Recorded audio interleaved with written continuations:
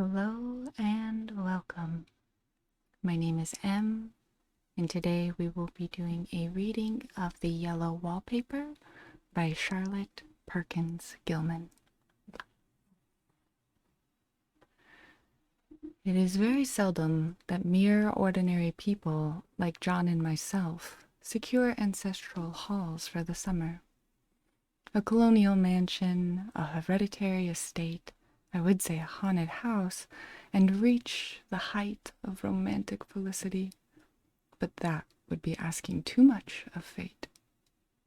Still, I would proudly declare that there is something queer about it. Else, why should it be let so cheaply? And why have stood so long untenanted? John laughs at me, of course, but one expects that in marriage. John is practical in the extreme. He has no patience with faith, an intense horror of superstition, and he scoffs openly at any talk of things not to be felt and seen and put down in figures. John is a physician, and perhaps, I would not say it to a living soul, but this is dead paper and a great relief to my mind, perhaps that is one reason I do not get well faster. You see, he does not believe I am sick. And what can one do? If a physician of high standing and one's own husband assures friends and relatives that there really is nothing the matter with one but temporary nervous depression, a slight hysterical tendency, what is one to do?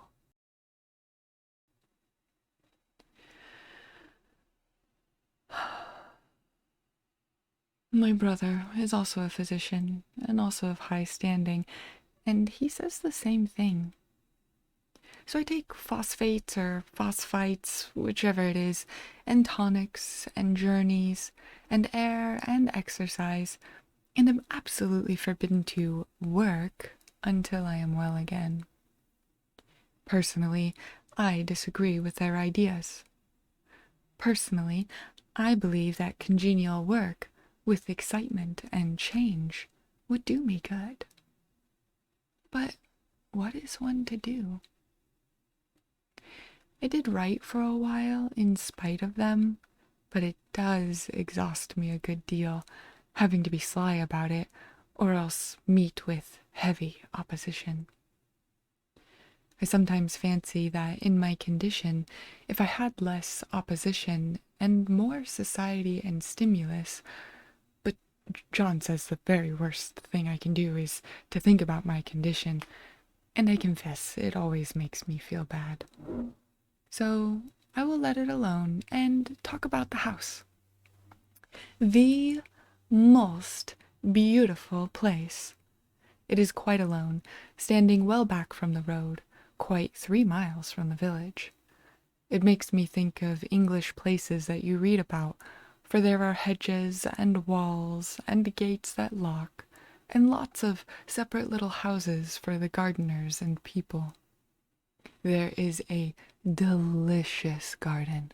I never saw such a garden, large and shady, full of box-bordered paths, and lined with long, grape-covered arbors with seats under them. There were greenhouses, too, but they are all broken now. There was some legal trouble, I believe, something about the heirs and co-heirs. Anyhow, the place has been empty for years. That spoils my ghostliness, I am afraid, but I don't care. There is something strange about the house. I can feel it. I even said so to John one moonlight evening, but he said what I felt was a draught and shut the window. I get unreasonably angry with John sometimes. I'm sure I never used to be so sensitive. I think it is due to this nervous condition. But John says, if I feel so, I shall neglect proper self-control.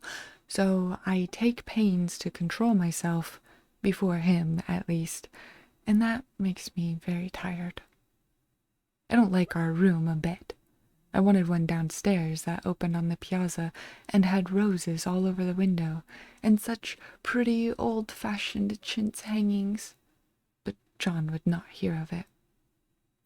He said there was only one window and not room for 2 beds, and no near room for him if he took another. He is very careful and loving, and hardly lets me stir without special direction. I have a scheduled prescription for each hour in the day. He takes all care from me, and so I feel basely ungrateful not to value it more. He said we came here solely on my account, that I was to have perfect rest and all the air I could get. "Your exercise depends on your strength, my dear," said he, "and your food somewhat on your appetite, but air you can absorb all the time." So we took the nursery at the top of the house. It is a big, airy room, the whole floor nearly, with windows that look all ways, and air and sunshine galore. It was a nursery first, and then playground and gymnasium, I should judge, for the windows are barred for little children, and there are rings and things in the walls. The paint and paper look as if a boys' school had used it. It is stripped off, the paper, in great patches all around the head of my bed, about as far as I can reach, and in a great place on the other side of the room low down. I never saw a worse paper in my life. One of those sprawling, flamboyant patterns committing every artistic sin. It is dull enough to confuse the eye in following, pronounced enough to constantly irritate and provoke study. And when you follow the lame, uncertain curves for a little distance, they suddenly commit suicide, plunge off at outrageous angles, destroy themselves in unheard-of contradictions. The color is repellent, almost revolting, a smoldering, unclean yellow, strangely faded by the slow-turning sunlight. It is a dull, yet lurid orange in some places, a sickly sulphur tint in others. No wonder the children hated it. I should hate it myself if I had to live in this room long. There comes John, and I must put this away. He hates to have me write a word.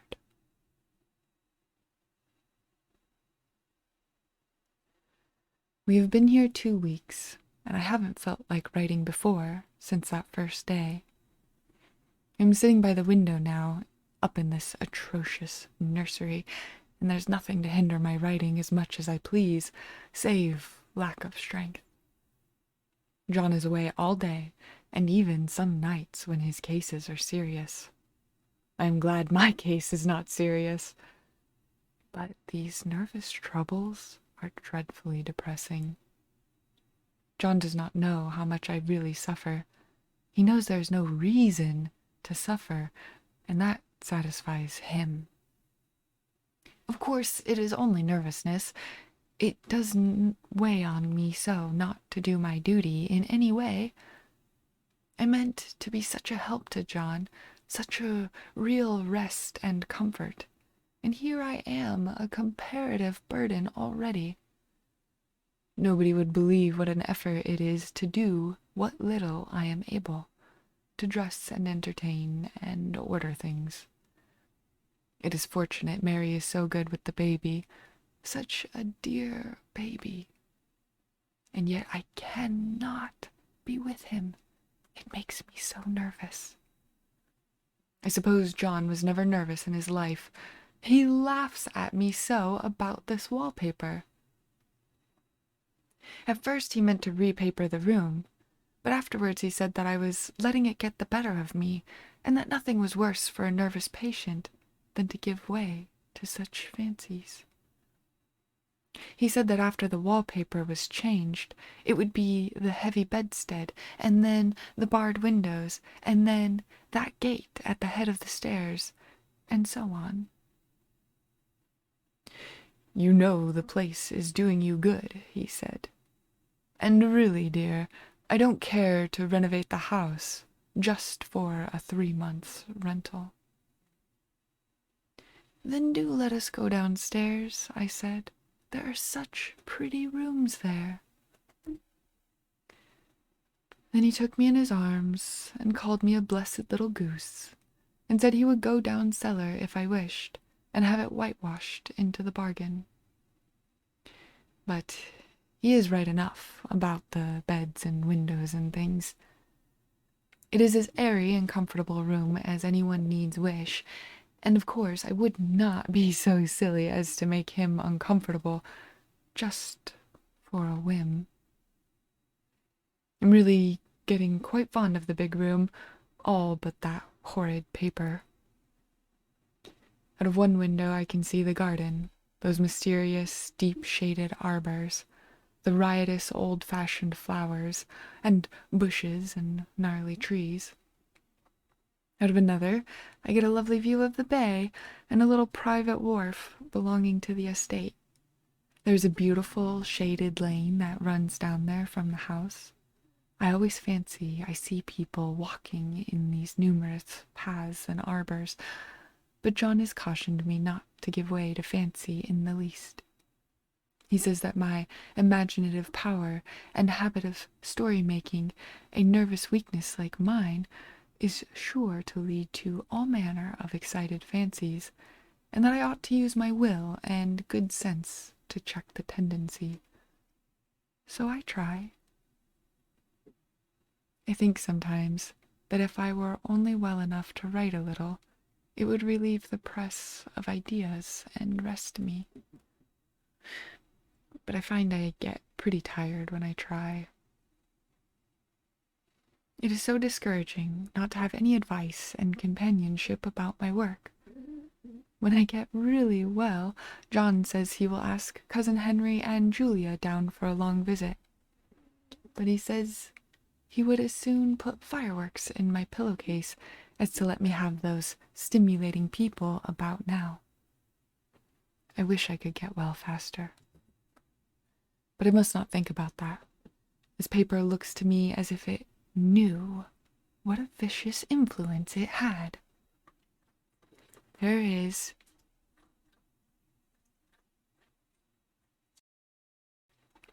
a recurrent spot. One second.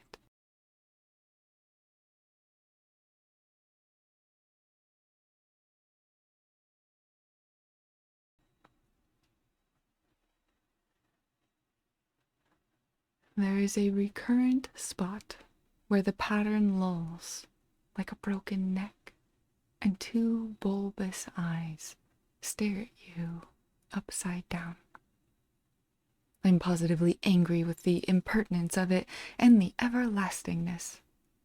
Up and down and sideways they crawl, and those absurd, unblinking eyes are everywhere.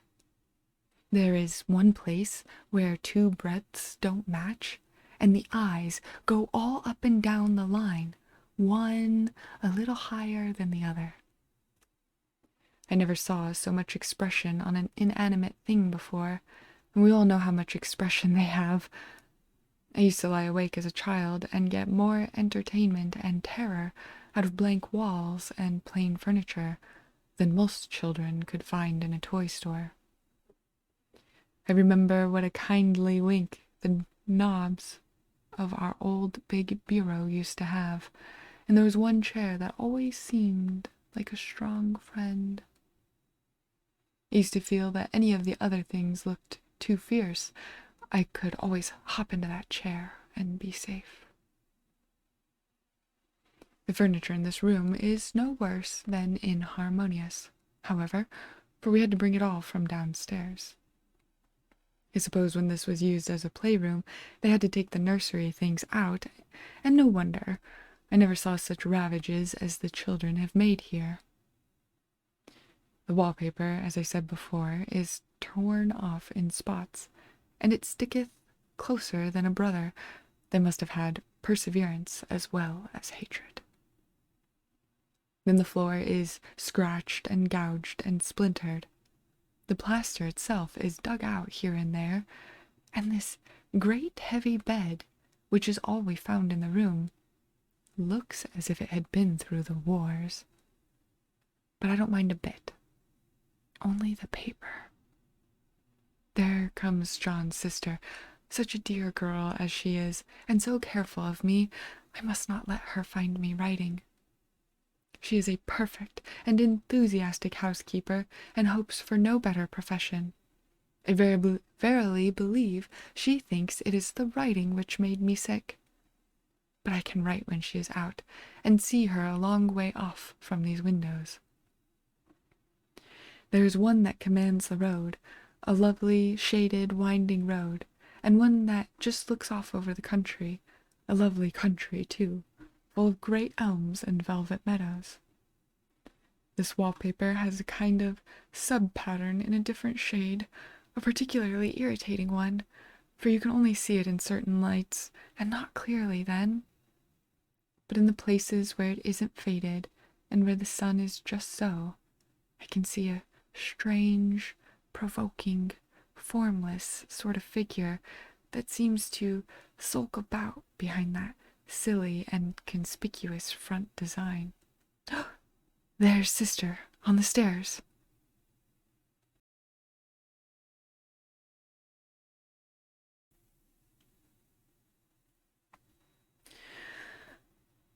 Well, the 4th of July is over. The people are gone, and I am tired out. John thought it might do me good to see a little company, so we just had Mother and Nellie and the children down for a week. Of course, I didn't do a thing. Jenny sees to everything now. But it tired me all the same. John says if I don't pick up faster, he shall send me to Wire Mitchell in the fall. But I don't want to go there at all. I had a friend who was in his hands once, and she says he is just like John and my brother, only more so. Besides, it is such an undertaking to go so far. I don't feel as if it was worthwhile to turn my hand over for anything, and I'm getting dreadfully fretful and querulous. I cry at nothing, and cry most of the time. Of course, I don't when John is here or anybody else, but when I am alone. And I am alone a good deal just now. John is kept in town very often by serious cases, and Jenny is good and lets me alone when I want her to. So I walk a little in the garden or down that lovely lane, sit on the porch under the roses, and lie down up here a good deal. I'm getting really fond of the room in spite of the wallpaper. Perhaps because of the wallpaper? It dwells in my mind so. I lie here on this great, immovable bed. It is nailed down, I believe, and follow that pattern about by the hour. It is as good as gymnastics, I assure you. I start, we'll say, at the bottom, down in the corner over there where it has not been touched, and I determine, for the 1000th time, that I will follow that pointless pattern to some sort of a conclusion. I know a little of the principle of design, and I know this thing was not arranged on any laws of radiation or alternation or repetition or symmetry or anything else that I've ever heard of. It is repeated, of course, by the breadths, but not otherwise. Looked at in one way, each breadth stands alone. The bloated curves and flourishes, a kind of debased Romanesque, with delirium tremens, go waddling up and down in insulated columns of fatuity. But, on the other hand, They connect diagonally, and the sprawling outlines run off in great slanting waves of optic horror, like a lot of wallowing seaweeds in full chase. The whole thing goes horizontally too, at least it seems so, and I exhaust myself in trying to distinguish the order of its going in that direction. They have used a horizontal breadth for a frieze, and that adds wonderfully to the confusion. There is one end of the room where it is almost intact, and there, when the cross lights fade and the low sun shines directly upon it, I can almost fancy radiation after all. The interminable grotesques seem to form around a common center and rush off in headlong plunges of equal distraction. It makes me tired to follow it. I will take a nap, I guess.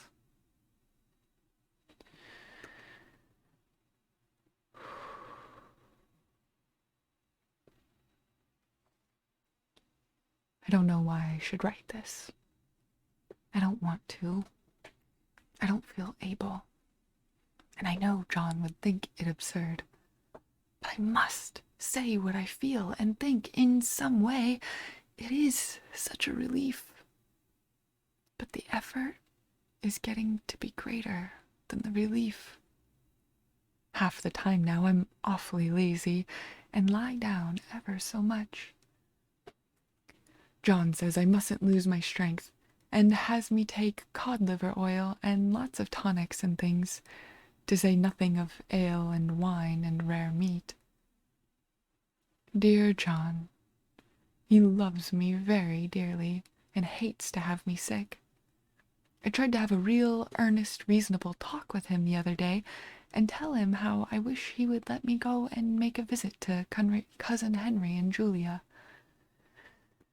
But he said I wasn't able to go, nor able to stand it after I got there. And I did not make out a very good case for myself, for I was crying before I had finished. It is getting to be a great effort for me to think straight. Just this nervous weakness, I suppose. And dear John gathered me up in his arms, and just carried me upstairs and laid me on the bed, and sat by me and read to me till it tired my head. He said I was his darling and his comfort and all he had, and that I must take care of myself for his sake and keep well. He says no one but myself can help me out of it, and that I must use my will and self-control and not let any silly fancies run away with me. There's one comfort.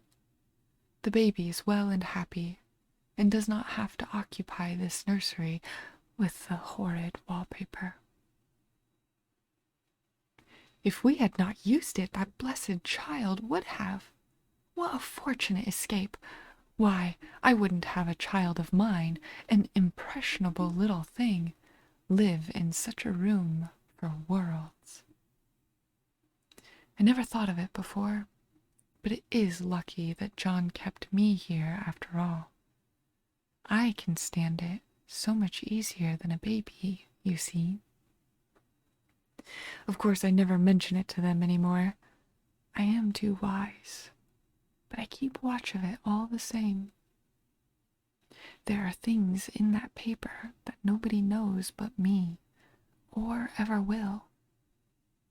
Behind that outside pattern, the dim shapes get clearer every day.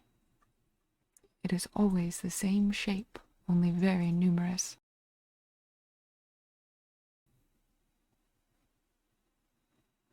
And it is like a woman, stooping down and creeping about behind that pattern. I don't like it a bit. I wonder, and I begin to think, I wish John would take me away from here.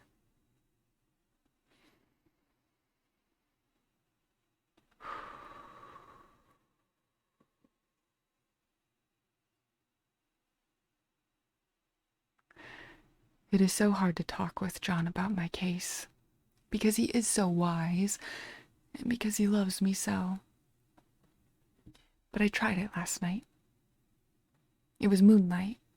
The moon shines in all around, just as the sun does. I hate to see it sometimes. It creeps so slowly, and always comes in by one window or another.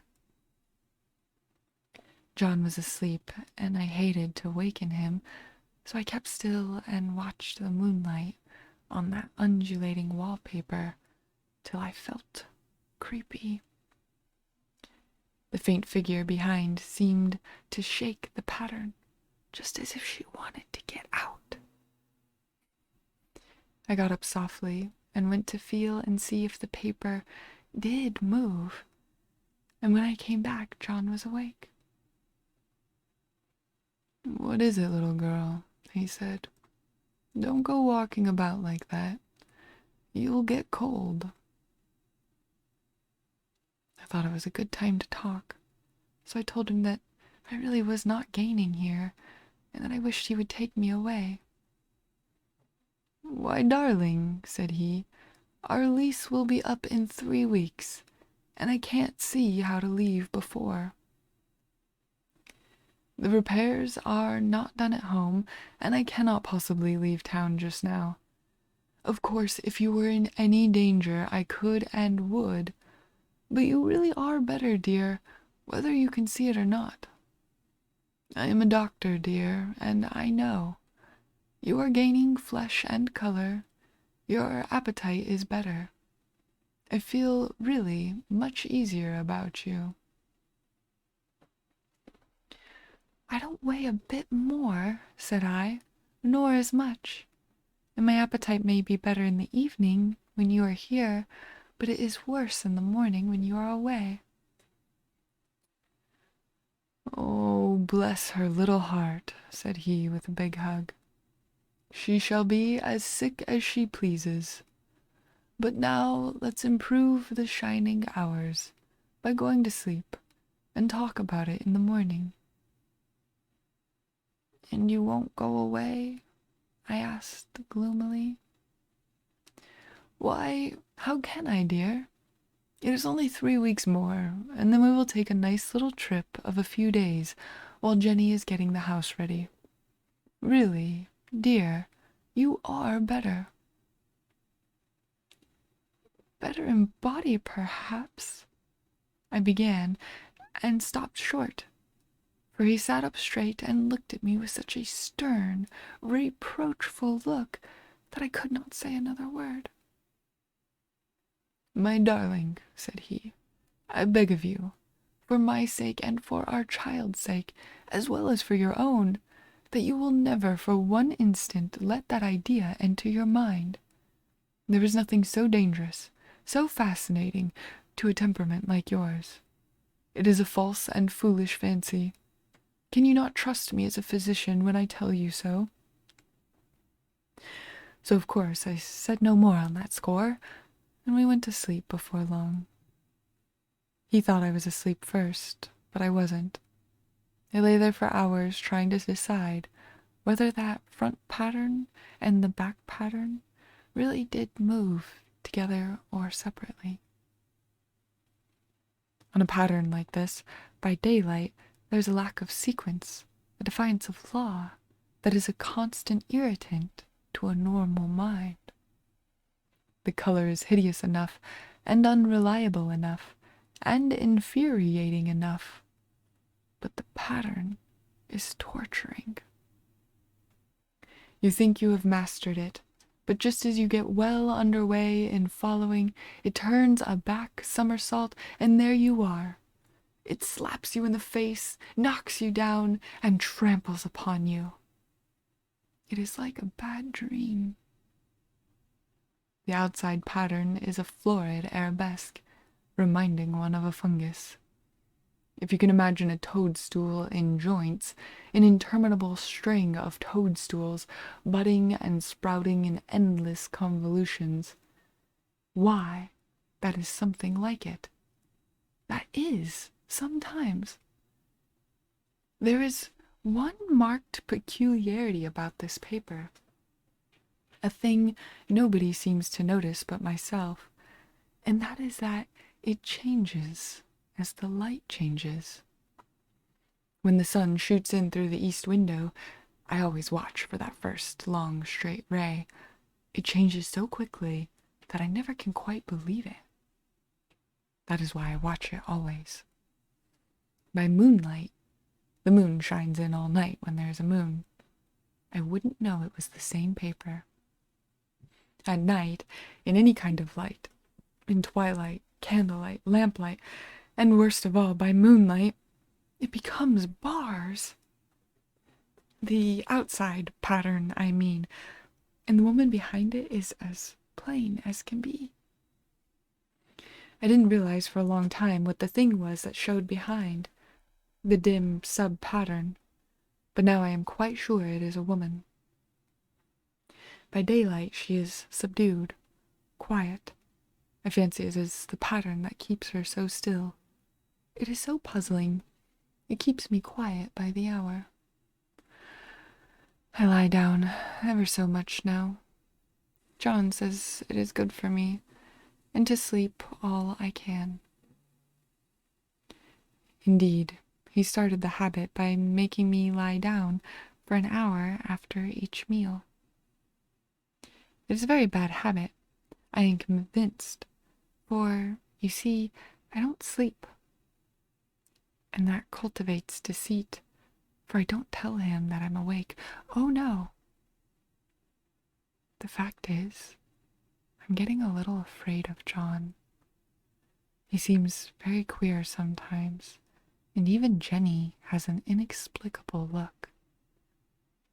It strikes me occasionally, just as a scientific hypothesis, that perhaps it is the paper.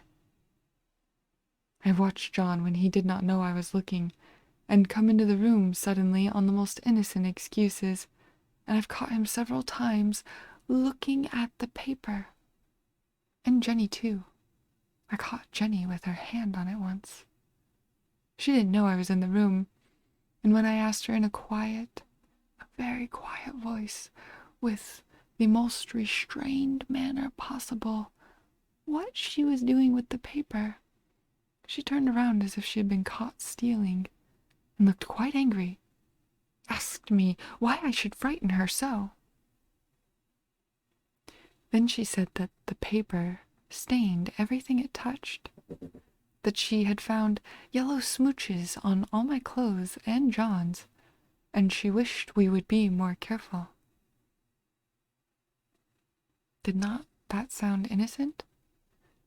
But I know she was studying that pattern, and I am determined that nobody shall find it out but myself.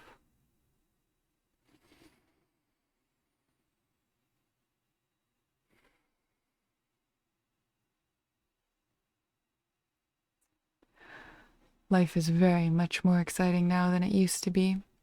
You see, I have something more to expect, to look forward to watch. I really do eat better, and am more quiet than I was. John is so pleased to see me improve. He laughed a little the other day, and said I seemed to be flourishing in spite of my wallpaper. I turned it off with a laugh. I had no intention of telling him it was because of the wallpaper. He would make fun of me. He might even want to take me away. I don't want to leave now until I have found out. There's a week more, and I think that will be enough.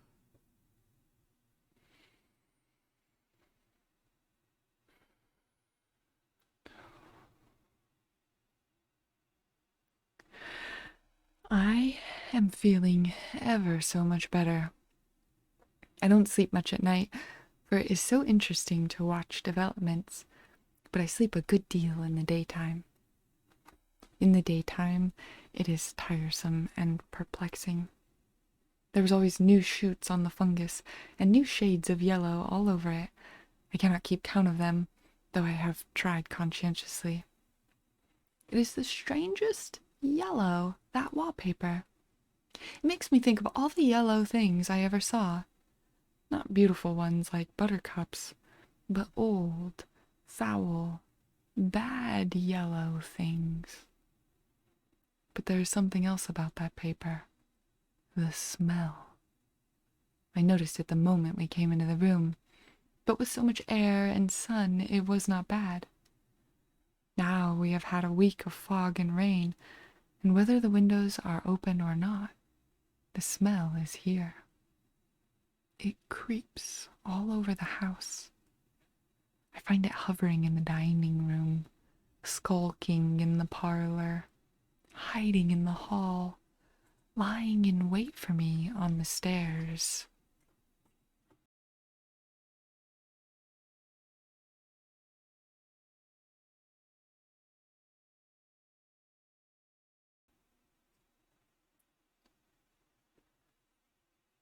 It gets into my hair. Even when I go to ride, if I turn my head suddenly and surprise it, there is that smell. Such a peculiar odor, too. I spent hours in trying to analyze it, to find what it smelled like. It is not bad at first, and very gentle, but quite the subtlest, most enduring odor I have ever met. In this damp weather, it is awful. I wake up in the night and find it hanging over me. It used to disturb me at first. I thought seriously of burning the house to reach the smell. But now I am used to it. The only thing I can think of that it is like it is the color of the paper. A yellow smell. There's a very funny mark on this wall, low down near the mopboard. A streak that runs around the room. It goes behind every piece of furniture except the bed. A long, straight, even smooch, as if it had been rubbed over and over. I wonder how it was done and who did it, and what they did it for. Round and round and round, round and round and round. It makes me dizzy.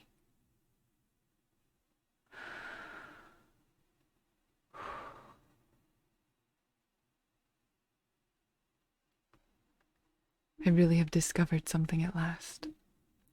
Through watching so much at night, when it changes so, I have finally found it.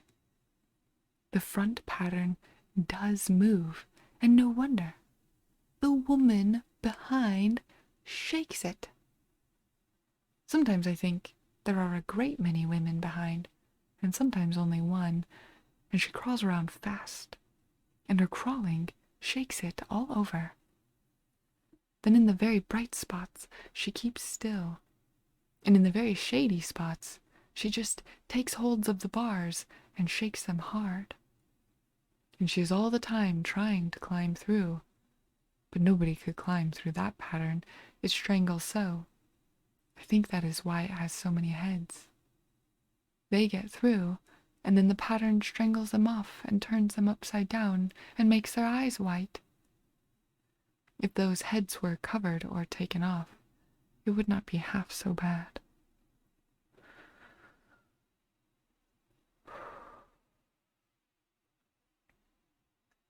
I think that woman gets out in the daytime. And I'll tell you why, privately. I've seen her. I can see her out of every one of my windows. It is the same woman, I know, for she is always creeping, and most women do not creep by daylight. I see her on that long, shaded lane, creeping up and down. I see her in those dark grape arbors, creeping all round the garden. I see her on that long road under the trees, creeping along, and when a carriage comes, she hides under the blackberry vines. I don't blame her a bit. Must be very humiliating to be caught creeping by daylight. I always lock the door when I creep by daylight. I can't do it at night, for I know John would suspect something at once. And John is so queer now that I don't want to irritate him. I wish he would take another room, Besides, I don't want anybody to get that woman out at night but myself. I often wonder if I could see her out of all the windows at once. But turn as fast as I can only see out of one at a time. And though I always see her, she may be able to creep faster than I can turn. I have watched her sometimes away off in the open country, creeping as fast as a cloud shadow in a high wind.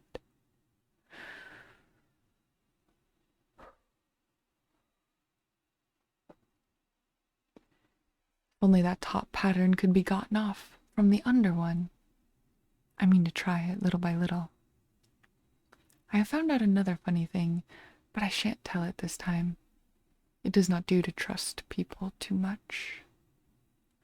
There were only 2 more days to get this paper off, and I believe John is beginning to notice. I don't like the look in his eyes. And I heard him ask Jenny a lot of professional questions about me.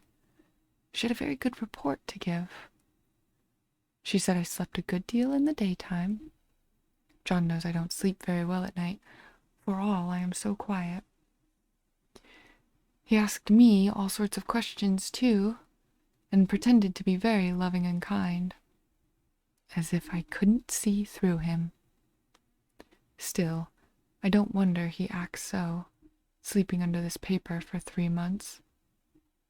It only interests me, but I feel sure John and Jenny are secretly affected by it, too.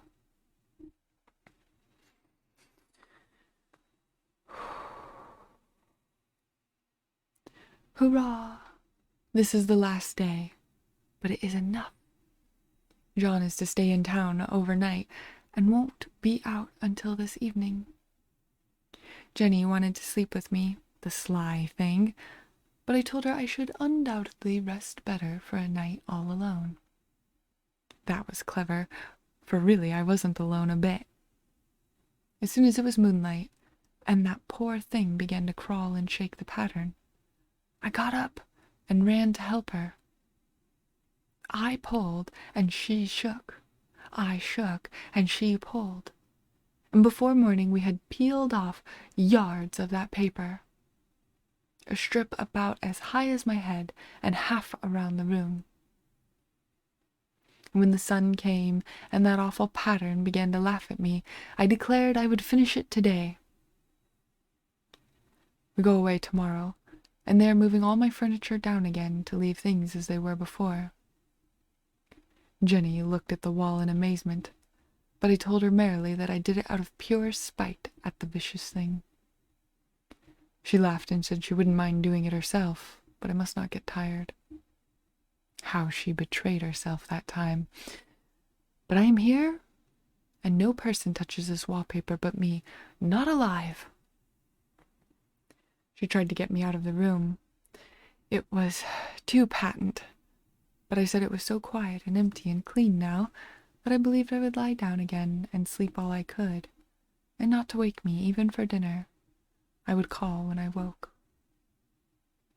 So now she is gone, and the servants are gone, and the things are gone, and there's nothing left but that great bedstead nailed down with the canvas mattress we found on it.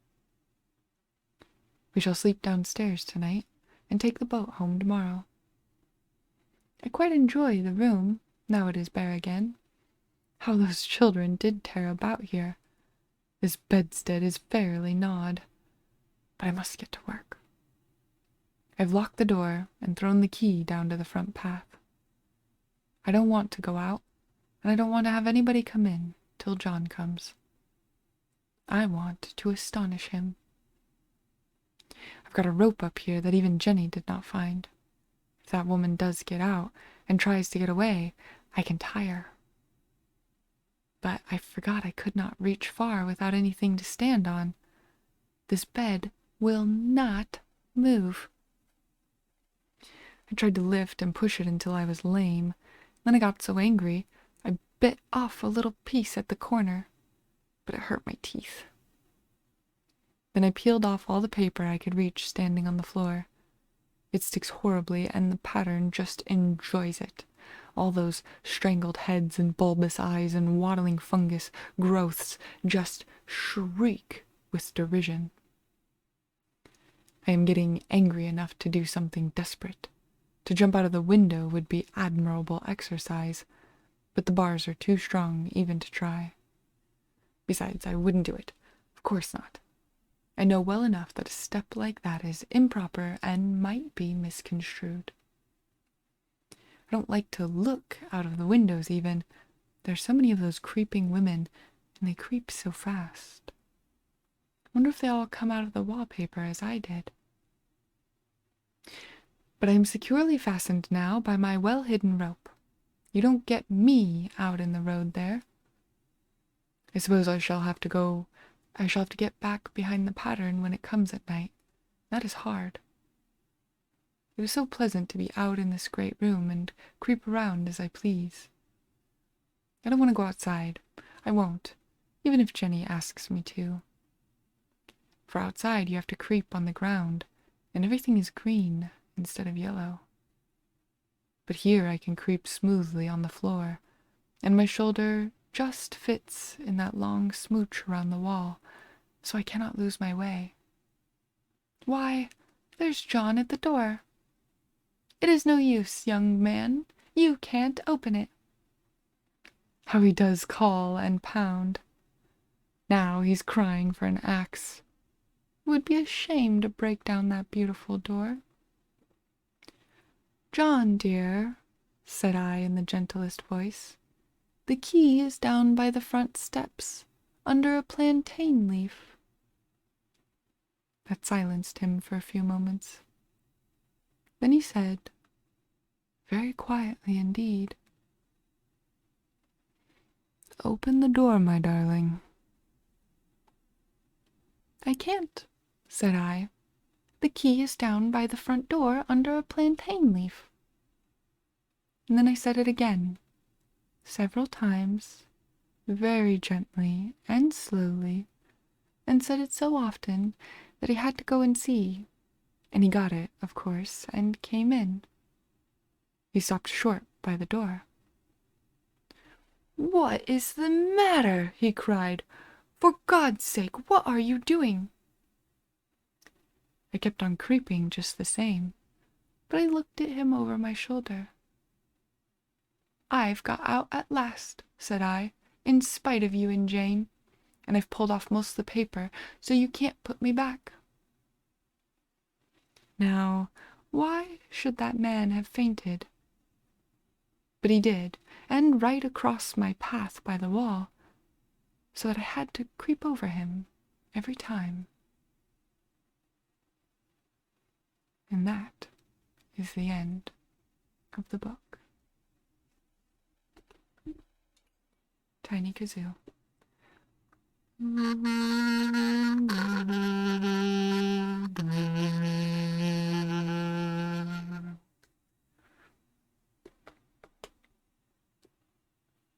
So this is a story concerning gaslighting and mental illness. If anybody out there is suffering or knows someone who is, please don't be afraid to reach out for help. There are lots of resources out there. Thank you so much for staying with this reading. This is my first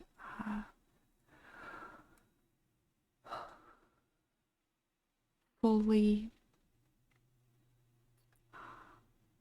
read book, and I would super appreciate it if you enjoyed it to like and subscribe.